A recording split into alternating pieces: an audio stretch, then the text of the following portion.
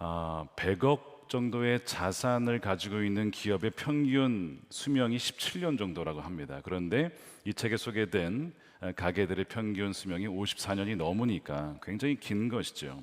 장사의 비결이 무엇일까요? 바로 당연히 맛이죠. 맛은 기본입니다. 그 외에 가장 중요한 것은 무엇이냐면 이 책의 저자는 주장을 합니다. 한결같음. 비결을 알아보니까 공통점은 한결같음이었다는 거예요. 어떤 사명감을 가지고 음식을 대하는 그 주인장의 진심이 변하지 않더라는 것입니다. 그런데 대부분의 가게들, 오래가지 못하는 가게나 기업의 특징은 그게 변한다는 거죠. 시간이 흐르면서 이 진심, 어떤 그 철학을 고수하지 못하고 첫 마음이 변질된다는 데에 있습니다. 이 사울이 그러한 인물이었습니다. 이스라엘의 초대 왕으로 선택받았어요. 굉장히 은혜를 받은 사람입니다. 기름 부음이 임했고 성령이 임하여 전쟁에서 승승장구하죠. 그런데 그는 그 기름 부음을 유지하지 못합니다. 사무엘상 13장에서 기다리라고 하는 하나님 말씀에 순종하지 못하고 조급하여 스스로 번제를 드리고 맙니다. 그리고 사무엘로부터 청천벽력과 같은 이야기를 듣죠. 당신의 그 불순종으로 인하여 사울은 왕조를 잃습니다. 왕조를 잃는다는 얘기는 사울의 임기가 당대로 끝날 것입니다. 2대 3대로 이어지지 못한다는 거예요. 사울은 실패를 통해서 배웠을까? 여러분, 실패는 고통스러운 일입니다. 더 고통스러운 일은 실패를 통해 배우지 못하는 고통입니다. 사울은 배우지 못했습니다. 비슷한 실수를 또 실패를 반복하는데 그것이 오늘 15장 말씀이에요. 이번에는 왕권을 잃어버립니다. 아까는 왕조였어요. 이번엔 왕권을 잃어버려요. 촛대가 다른 이에게로 옮겨집니다. 여러분, 촛대가 옮겨진다는 것은 무슨 뜻일까요? 특정 시대 혹은 누군가에게 그것이 기업이든 그것이 가게든 그것이 교회든 간에 어떤 사명이 다른 이에게 넘어가게 되는 것입니다. 옮겨지는 것이죠. 로마에 가면 콜로세움 경기장이 있습니다. 저도 예전에 가본 적이 있어요. 기대한 것만큼은 멋있진 않았습니다. 굉장히 오래됐기 때문에. 근데 그 옆에 보시면 티투스라고 하는 로마 장군이 승리하여 그것을 기념한 개선문이 있습니다. AD 70년에 이 티투스 장군이 예루살렘을 침략하여 성을 무너뜨리고 성전을 파괴하고 그 안에 있었던 보화, 보물, 그리고 촛대를 옮기는데, 로마로 옮기게 되는데 그 옮기는 장면이 이 개선문 안에 새겨져 있습니다. 한번 사진을 보시면 저 안쪽에 촛대를 옮기는 장면이 나와요. 자, 저 사진을 다시 한번 좀 확대해서 보게 되면요, 이런 모양입니다. 사람들이 촛대를 메고 로마로 이동하는 모습이 그려져 있죠. 촛대가 옮겨진다라고 하는 이 말씀, 그리고 이미지는 요한계시록 2장 5절에 예수님께서 에베소 교회에게 하신 말씀에 있습니다. 이렇게 되어 있습니다. 그러므로 너가 어디에서 떨어졌는지를 생각해내서 회개하고 어디에서 잘못됐는지를 생각해야 돼요. 여러분, 그리스도인들은 생각 안 하는 사람이 아니고요, 생각을 하는 사람들입니다. 어디서 잘못된지를 발견하라 이거예요. 그리고 그것을 돌이키라는 거예요. 처음에 하던 일, 이것이 하나님이 주신 사명이라고 하는 어떤 그 말씀 혹은 그것이 철학이든 그걸 고수해야 된다. 내가 그렇게 하지 않고 회개하지 않으면 내가 가서 내 촛대를 옮기겠다라고 말씀하여, 이 촛대는 계시록에서는 교회를 상징합니다. 주님은 이 에베소 교회를 칭찬하셨어요. 너가 내 이름을 위하여서 많은 고난을 견뎌내었구나, 참 인내하였구나, 이단들을 막아냈구나 칭찬을 하시다가 그러나 내가 너를 책망할 것이 있으니 너가 처음 사랑을 잃어버렸노라 라고 책망하십니다. 처음에는 분명히 주를 향한 사랑으로 뜨거웠는데 어느 시점에 이르러서는 이게 식어져 버린 거예요. 일과 사역은 많이 하는데 뜨거운 마음은 사라진 것입니다. 열정이 사라진 것이죠. 주를 사랑하는 그 마음이 식어진 것이죠. 오래 지속되는 노포 가게들과는 달리 한결같음을 유지하지 못하고 변질된 것입니다. 그래서 회개하지 않으면, 첫사랑을 회복하지 않으면 촛대를 옮기겠다고 하셨는데 에베소 교회는 결국 사라지게 돼요. 그 교회를 쓸 수가 없었던 것입니다. 하나님의 임재와 영광이 다른 곳으로 넘어가게 된 거예요. 제가 미국에서 섬길 때 이런 일이 있었습니다. 그 지역에 최초의 한인교회가 있었어요. 50년 동안, 야, 귀하다. 50년 동안 이렇게 하나님께서 귀하게 쓰셨구나. 50주년이 되었는데 그 해에 그 교회가 문을 닫았습니다. 분쟁 때문에. 성도와 성도 간에, 목회자와 성도 간에. 그래서 노회에서 강제 클로징이라고 해서 교회를 닫아버린 거예요. 너무나 안타까운 일이었고 충격적인 일이었습니다. 그 지역의 모체가 되었던 교회가 문을 닫다니. 여러분, 교회 역사를 보게 되면 한때는 쓰임 받았지만 지금은 사라진 교회들이 많고요. 한때는 부흥의 열기가 뜨거웠지만 이제는 그 임재를 느낄 수 없는 교회들이 있다는 걸 여러분 아시게 될 겁니다. 발견하게 되실 거예요. 촛대가 옮겨지는 것은 가게만이 아니고 기업만이 아니고 사람도 마찬가지입니다. 주님께서 누군가에게 직분을 주셨어요. 사명을 주셨어요. 근데 옮겨지는 경우가 있습니다. 사람으로 대표적인 예가 가룟 유다 아닙니까? 직분을 버리고 제 갈 길로 갔나이다. 가룟 유다를 표현할 때 그렇게 표현을 합니다. 옮겨지게 된 거예요. 사울도 마찬가지예요. 왕조가 사라졌습니다. 대를 잇지 못할 뿐만 아니라 당대에서 원래 주셨던 기간보다 짧게 결국 하나님의 영광이 떠나게 되죠. 하나님이 사울을 더 이상 쓰실 수가 없어서 나의 마음과 뜻을 이룰 다른 사람을 찾아서 그에게 기름 부음을 부어주신 것입니다. 자, 그렇다면 왜 하나님은 사울의 촛대가 옮겨지게 하셨을까? 그 원인은 무엇일까? 오늘 이 주제를 나누려고 하는데요. 왜냐하면 이것이 오늘 우리에게도 주시는 말씀일 수 있기 때문에 그렇습니다. 요한계시록에 주신 말씀처럼 성령께서 하시는 말씀을 들을지어다. 귀 있는 자는 성령께서 하시는 말씀을 들을지어다. 이 은혜가 우리 모두에게 있게 되기를 축복합니다. 블레셋과의 전쟁에서 승리한 이후에 사무엘은 사울에게 하나님의 말씀을 다시 대언하여 증거합니다. 무슨 얘기냐면 아말렉을 치라라는 명령을 전하시는 거예요. 이 아말렉은 에서의 손자 아말렉의 후손입니다. 근데 이들이 어떤 족속이었냐면 출애굽할 때에 이스라엘 백성들이 이제 출애굽하면 이제 행렬이 쭉 길 거 아니에요. 그러면 가장 뒤에 뒤처지는 자가 누구냐면 여성, 어린이, 노약자들입니다.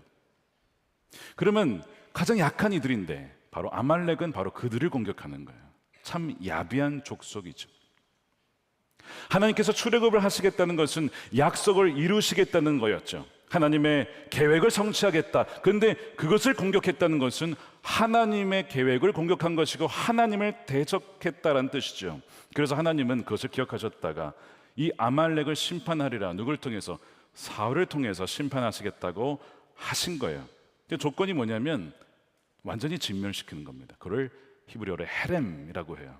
하나님의 거룩한 전쟁에 있어서 남김없이 누를 것 같은 죄를 남기지 말고 진멸시켜라 라고 하는 말씀을 전합니다. 그래서 사울이 아말렉과의 전쟁에 나아가서 죽입니다. 그리고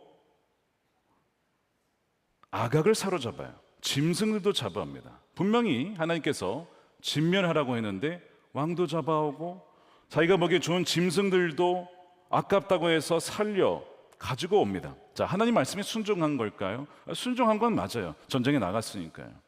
그런데 온전히 순종한 것은 아닙니다. 그래서 우리가 이것을 뭐라고 부르냐면 선택적인 순종, 부분적인 순종, 절반의 순종이라고 합니다. 그런데 주님은 그것을 순종했다라고 보지 않으신다는 겁니다.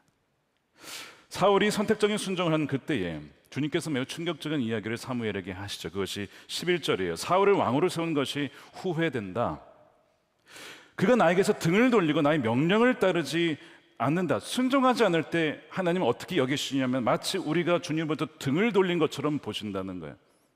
사울이 나의 아래로부터 등을 돌렸다. 그래서 후회가 된다는 거예요. 사무엘이 너무나 마음이 아팠고 또 화가 나게 되었어요. 영어로 보면 이게 angry라는 표현이 나거든요. 화가 났다. 그리고 너무 마음이 아파서 기도를 하는 거예요. 여러분, 하나님께서 후회하신대요. 여러분, 하나님도 후회하시나요? 하나님 부르시면 후회하심이 없으시다면서요. 그리고 후회한다는 것은 사람만이 하는 거죠. 미래를 알 수 없으니, 실수할 수 있고 무지하니, 내가 결정한 선택의 그 결과를 다 알 수 없으니 나중에 아유 내가 잘못 결정했네, 이러면 이거는 인간이 하는 것이죠, 후회란. 근데 어떻게 하나님이 후회를 하실까요? 하나님이 실수하신 겁니까? 성경 곳곳에는 하나님께서 모든 것을 다 아시고 먼 미래 일까지도 아셔서 그것을 이루시는 분이라고 말씀합니다. 이사야 46장 10절이죠. 처음부터 내가 장차 일어날 일들을 예고하였고 내가 이미 오래전에 아직 이루어지지 않은 일들을 미리 알렸다. 나의 뜻이 반드시 성취될 것이며 내가 하고자 하는 것은 내가 반드시 이룬다라고 말하였다. 하나님의 주권, 하나님의 섭리를 말씀하고 있는 거예요.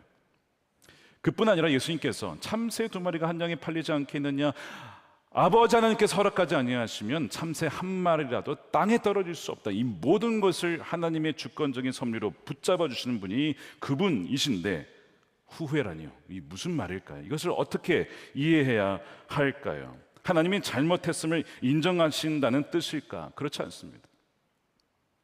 하나님은 인간의 죄에 대해서 아픈 심정을 표현하신 거예요. 이 후회하다라고 하는 이 단어 히브리어 나함인데 이 동사 변형에 따라서 의미가 조금씩 바뀝니다.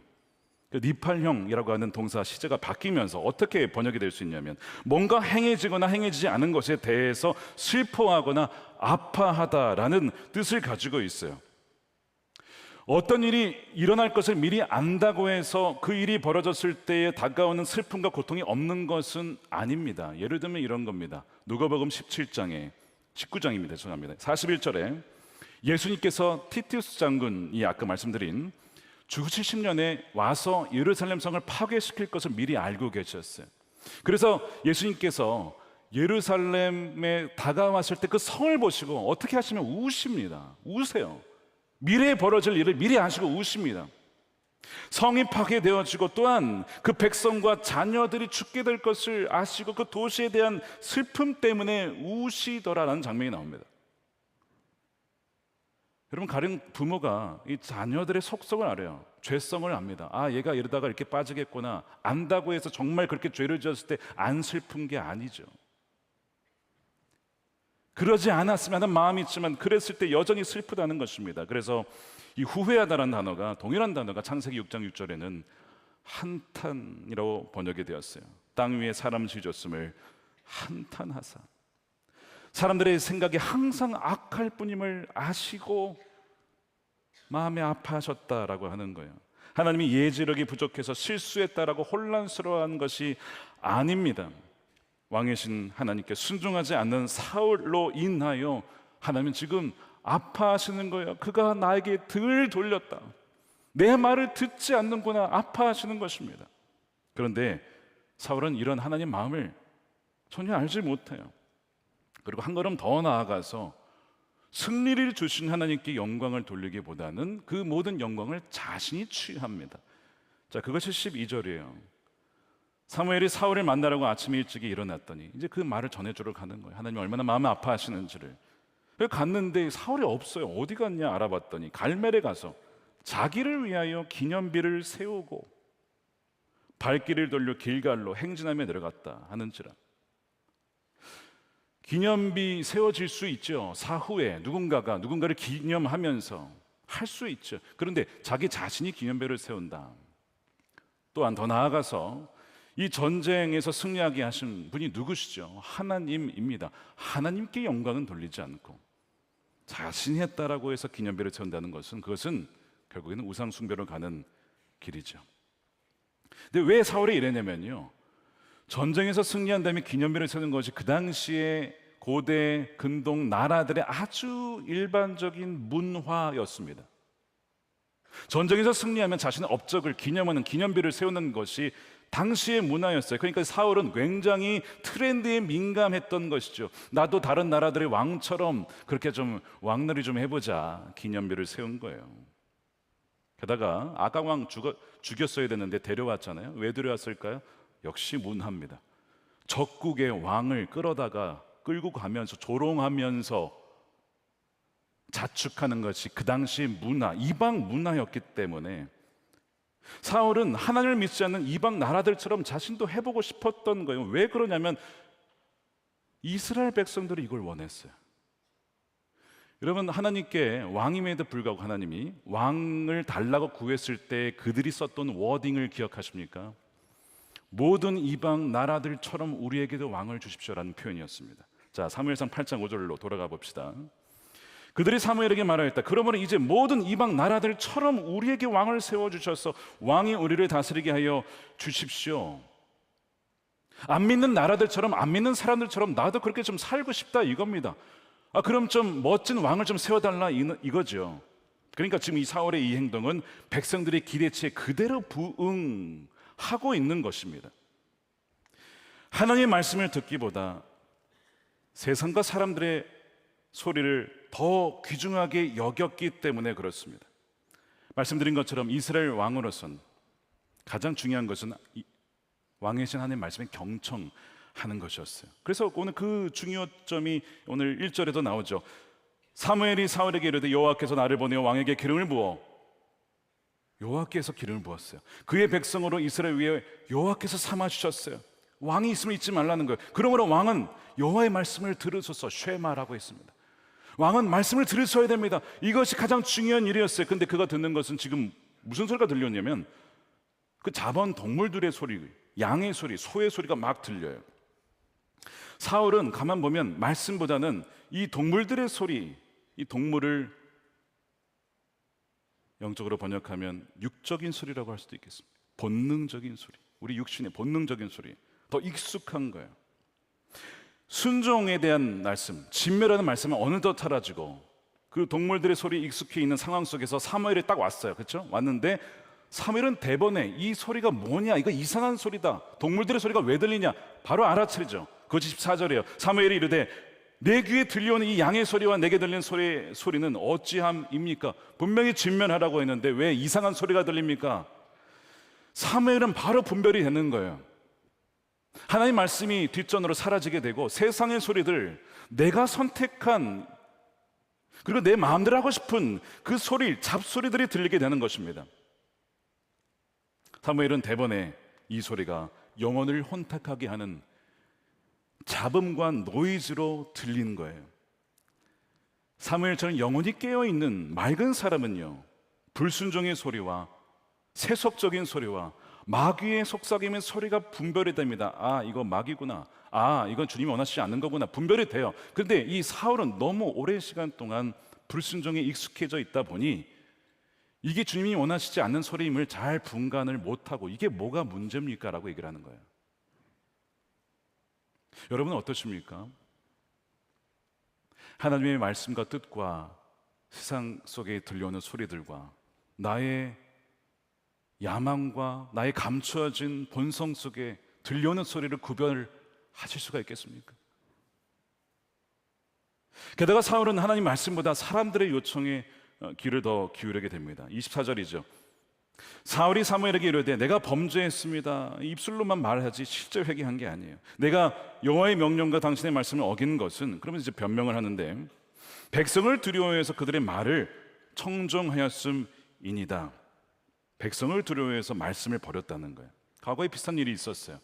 모세가 시내산에 갔을 때 아론이 백성들과 있었는데 기다리지 못한 이 백성들이 우리를 위해서 하나님을 보여달라 막 그냥 막 난리치니까 이 아론이 그 사람들의 소리에 두려워서 금덩이를 모아다가 송아지를 만듭니다. 그리고 이것이 너희를 인도한 엘로힘이다, 하나님이다 라고 얘기를 합니다. 우상 숭배를 하게 돼요. 근데 그 이유가 사람들의 소리에 너무 귀를 기울인 거예요. 물론 여러분, 사람들의 마음에 아픈 마음을 공감하고 또 소통할 수 있어야 되고 고집, 불통이 되어서는 안 되죠. 그러나 여러분, 더 중요한 것은 주의 말씀이에요. 우리가 세상에 살면서 주 하나님께 순종하려면 미움받을 용기가 필요합니다. 사람들로부터 인기 없는 행동을 감수할 담대함이 필요해요. 근데 이 용기와 담대함은 우리 스스로는 있을 수가 없어요. 이것이 어디에서 오냐면 주님을 향한 믿음이에요. 이것이 주님이 원하시는 것이구나 라는 그 믿음에서 용기가 나오는 것인데, 그 믿음은 어디서 나오냐면 하나님 말씀을 들음에서 나오죠. 경청하면서 나옵니다. 근데 이 경청함이 사울의 삶 속에는 너무 약한 거예요. 하루를 시작하면 기도하며 말씀으로 하나님 음성을 듣기보다는 먼저 뉴스를 열어보고 너튜브를 열어보고 세상 소리에 더 민감하게 반응합니다. 물론 우리는 세상을 알아야 됩니다. 그래야 세상 속에서 빛을, 소금의 역할을 감당하니까요. 그러나 먼저는 아니고요. 가장 우선적으로 가장 중요한 것은 주의 음성을 듣는 그 영적인 루틴, 그 과정을 통해서 믿음이 생기고 용기와 담대함, 세상을 이길 힘이 거기서 나오게 되는 거예요. 그렇지 않으면 세상이 휩쓸려서, 양과 소리의 음성이 휩쓸려서 뭐가 뭔지 모른 채에 그렇게 살아가게 된다는 거예요. 우리가 만일 하나님 말씀을 제쳐두고 세상과 사람들의 소리에만 귀를 기울이게 되면 우리도 역시 사울과 같이 되지 않으리라고 하는 법은 없습니다. 여러분, 이 오늘 말씀은요, 참 입에 참 쓴, 그러나 몸에는 보양이 되는 한약과 같은 말씀입니다. 불순종하는 거역함은 교회도 기업도 가게도 사람의 촛대가 옮겨질 수 있다는 준엄한 경고의 말씀이에요. 사실 이 경고의 말씀을 그래서 이 요한계시록에서는 나중에 얘기를 했대요. 귀 있는 자만 들을 수 있다. 성령께서 주시는 말씀인데 귀 있는 자만 듣고 대부분 듣지 못한다는 거예요.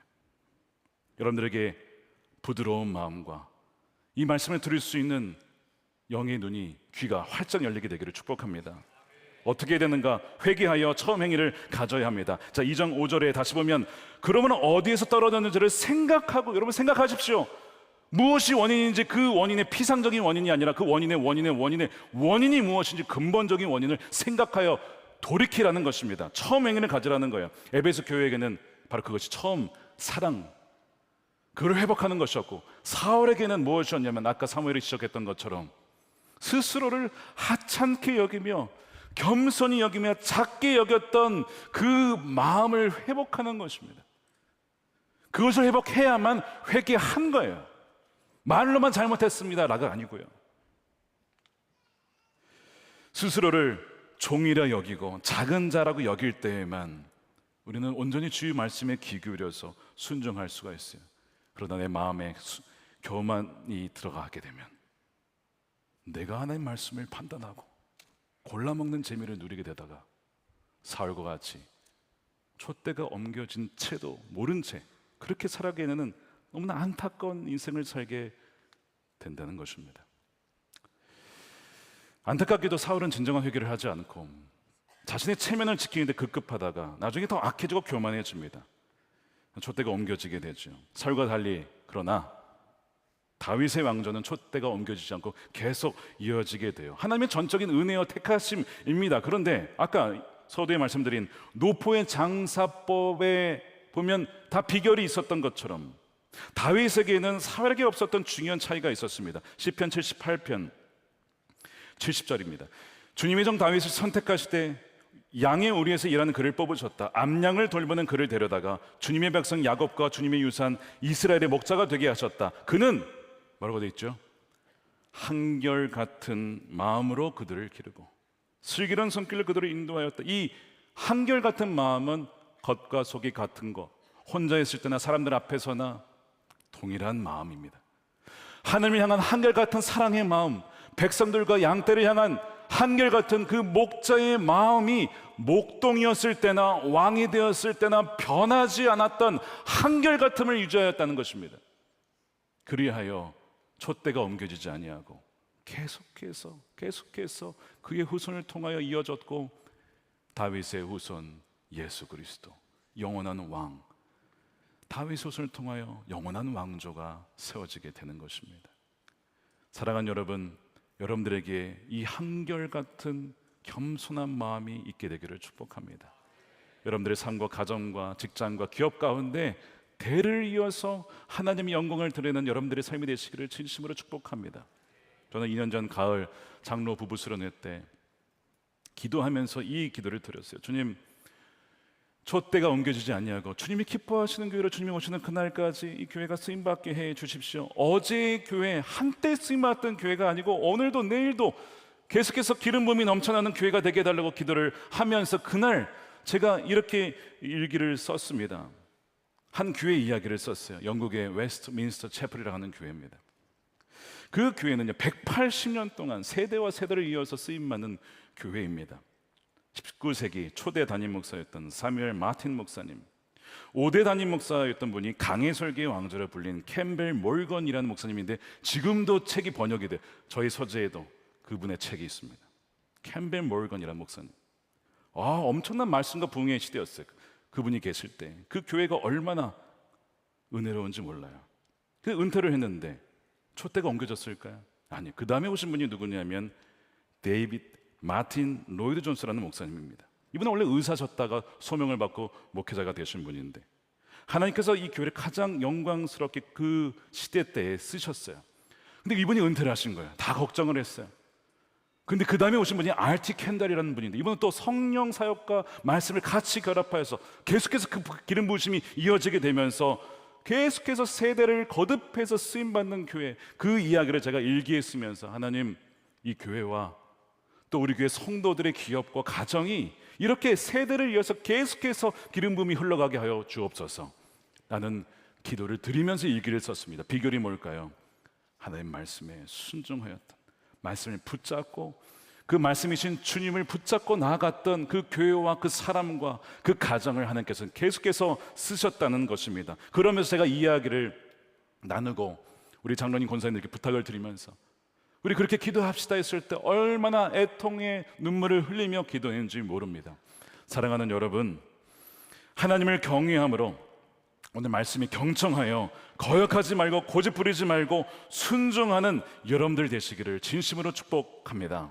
그래서 촛대가 옮겨지는 자가 아니라 주님 오시는 그날까지 쓰임받는 여러분들의 삶과 가정과 기업과 교회가 되기를 우리 사랑하는 주님의 이름으로 간절히 축원드립니다.